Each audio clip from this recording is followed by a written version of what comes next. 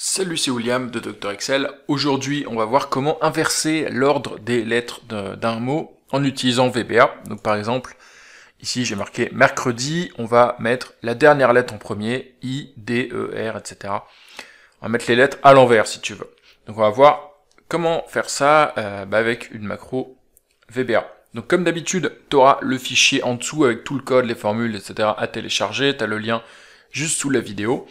Et puis, tu as tous les liens vers les formations et tous les guides offerts sous la vidéo également, si tu veux progresser sérieusement et devenir un pro d'Excel. Donc, pour inverser les lettres en VBA, on va faire deux méthodes. D'abord, on va faire un peu l'exercice théorique ensemble pour apprendre à le faire à la main. Puis, je te montrerai une méthode plus rapide à la fin, qui est, je pense, celle qu'il faut utiliser en général si tu veux ne pas perdre de temps. Donc si on a deux choses, on va faire une macro qui en fait prend le texte qu'on a ici et puis nous le met inversé dans cette cellule. Pour ça, elle utilise une fonction qui va s'appeler inverser, qui est véritablement la fonction qu'on va utiliser qui transforme un texte en son inverse. Et puis nous, on va coder cette fonction en fait. Donc deux méthodes. La première chose qu'on va faire, c'est on va utiliser ce qu'on appelle une fonction récursive. C'est-à-dire qu'elle s'appelle elle-même. Pourquoi? Parce que au lieu de faire une boucle, si tu veux, sur chacune des lettres, etc. du mot, on va faire plusieurs appels, on va inverser plusieurs mots différents. Donc la première chose qu'on va faire, c'est que on va prendre la première lettre et puis on va la mettre à la fin. Donc ce qu'on va dire, c'est qu'on va dire, on prend la première lettre, on la met à la fin, et puis pour le début du mot, en fait le début du mot c'est l'inverse de tout ce qui reste. Donc on va couper le mot en deux, la première lettre qu'on mettra à la fin, et puis tout le reste, où on fera un nouvel appel de la fonction inversée pour en déduire l'inverse. Et on fait ça jusqu'à ce que finalement il reste plus rien dans mon mot, et ce que j'ai plus de lettres. Donc, d'abord, je vais calculer le reste, et le reste ça va être quoi? Ça va être la partie droite, donc right, de mon texte, et la longueur que je prends, c'est toute la longueur, donc c'est la longueur du texte,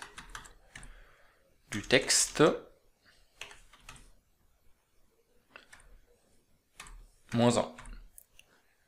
Donc, ici ce serait mercredi, où on a enlevé le M. Et voilà, et la première lettre, on va mettre lettre, ça va être égal à left du texte, avec une seule lettre sur la gauche. Donc ici ce serait le M. Et maintenant, je prends ça, et je dis, qu'est-ce que je dis? Je dis nouveau texte, c'est égal à la lettre, ah non, on va la mettre à la fin, donc la lettre qu'on mettra à la fin, et puis on met le reste, on fait inverser le reste, et ensuite on met la lettre. Donc c'est pour ça que c'est récursif, parce qu'on dit, pour calculer le résultat de la fonction inversée, on va inverser, on va utiliser la même fonction pour calculer une partie de la fonction. Donc ça c'est bon, jusqu'à ce qu'il n'y ait plus rien, et à ce moment-là, on prendra, s'il n'y a plus rien, on prend le texte lui-même, c'est la chaîne vide.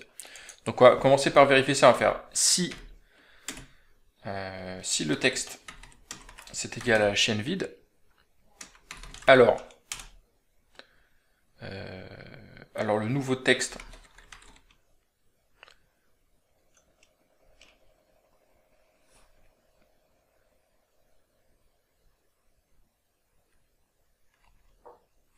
plutôt c'est inversé, c'est le résultat final, c'est inversé,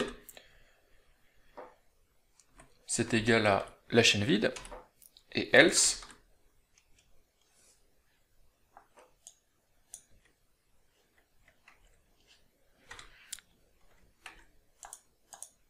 n'importe quoi. Donc si c'est la chaîne vide, alors l'inverse, c'est la chaîne vide aussi. Et puis sinon, on fait tout ce calcul-là.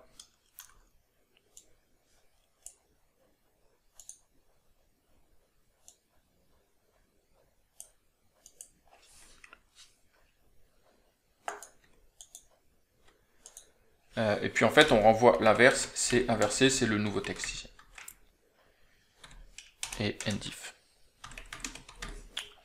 Voilà. On va tester si ça marche.